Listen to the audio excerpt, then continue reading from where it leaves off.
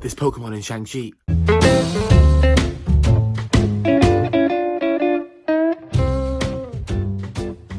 Hello and welcome back to Nerdy Nerds. I'm James and I've got my glasses on so the light's going to glare. Let me take them off and let's get going. So today we are talking about Shang-Chi. We're not going to go into massive details because this isn't a Shang-Chi channel. This is a Pokemon channel, kind of. It wasn't meant to be, but we've moved a lot onto the Pokemon world. So Pokemon channel for now.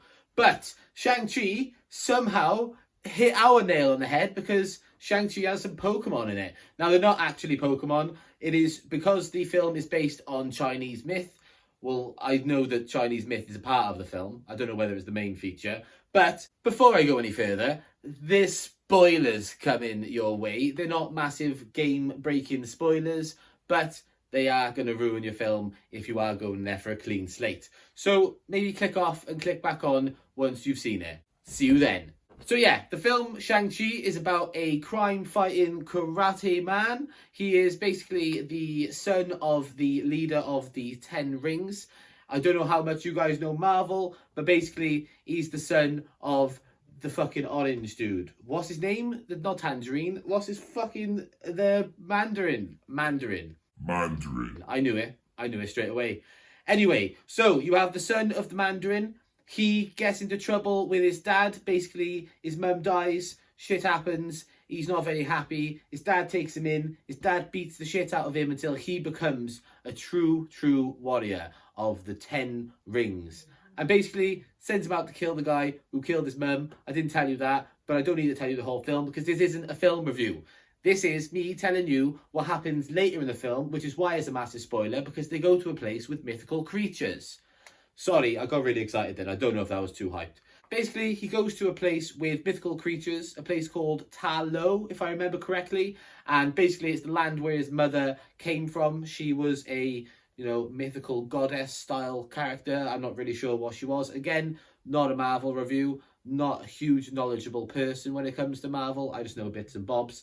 But when you get to this land, you see a few creatures that Pokemon fans will take a second glance at and they will think, whoa, I know that. So I'm going to show you some stills. I don't know how illegal these stills are. I got them from the internet, so I assume they're legal. If they're not, sue me. Don't sue me. I got fuck all money. But basically, you've got a Chinese fox that looks a hell of a lot like Ninetales. Obviously, Ninetales is based off a Chinese fox, so that is obviously why it resembles it so much. You also will see a couple birds fly in the sky that are on fire. They look like phoenixes.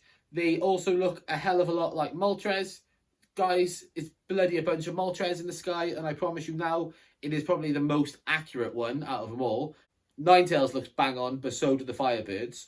But you've also got a few other creatures that I don't think quite do hit the nail on the head for other Pokemon. I'll get them in a second. But there's one little creature that you'll see throughout the film that just kept banging in the back of my head. It looked a lot like Karibo from Yu-Gi-Oh! Specifically the winged Karibo. Again, put a picture on screen, wait till you see it. I will give it to everyone, because you're all saying it right now. It hasn't got eyes, and Karibo has got eyes. Fair enough.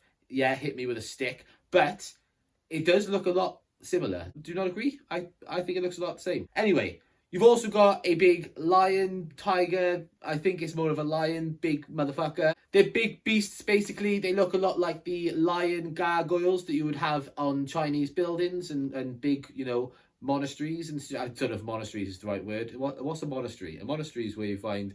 I'm not even going to try to explain what a monastery is. I probably should do a bit more research. Anyway, so you got these big lion creatures. I'm not 100% sure what they're actually based off. Obviously, the gargoyles are a big hint, and I should have probably done a little bit more research than what I have done. But, obviously, it does look a little bit like what I would say is more a Pyro. Or, if you want to go nails, a Solgaleo. Obviously, they don't look that similar. It is a bit of a reach, but fuck you. I'm just trying to have a bit of fun with it. Next Pokemon is going to be the massive dragon that we see. Again, spoiler, sorry for ruining your film. Sick film, go watch it if you haven't watched it. Why are you watching me?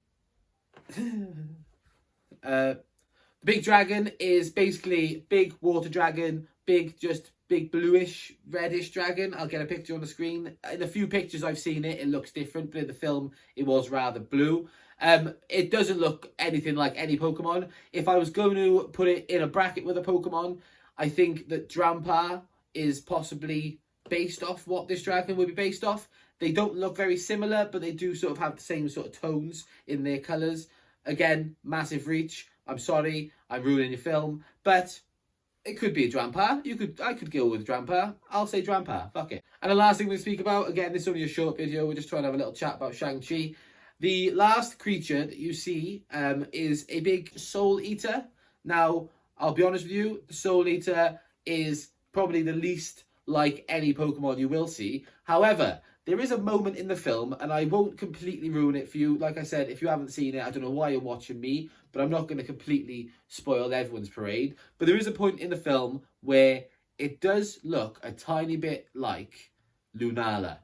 And obviously, this thing does have a lot of tentacles, so it doesn't look bang on. However, there's a point when it hits the sky, and it has like the moon or some sort of light behind it. And it does look a tiny, ever so slightly tiny bit like Lunala. So yeah, Pokemon in Marvel. What else could you want? Two franchises that are incredibly cool, mixing it together. Obviously, I'm chatting shit. They're not actually mixing together. But if they did make a Marvel and Pokemon film, just imagine what they could do with it. If we did have a Marvel and Pokemon film, no, I'll be honest with you, I think it would be the best film in the world.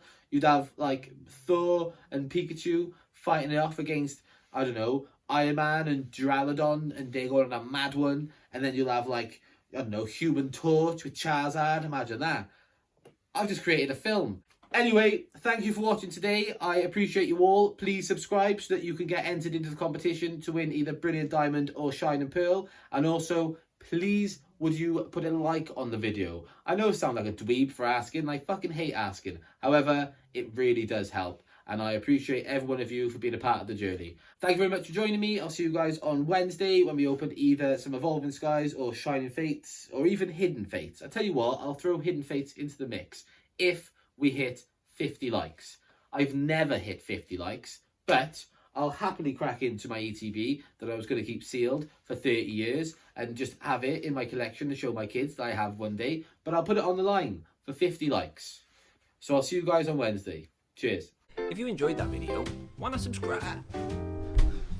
If you enjoyed that video, why not subscribe? It'll help me and Natty continue to do the work that we're doing, and hopefully you'll enjoy it. Thanks!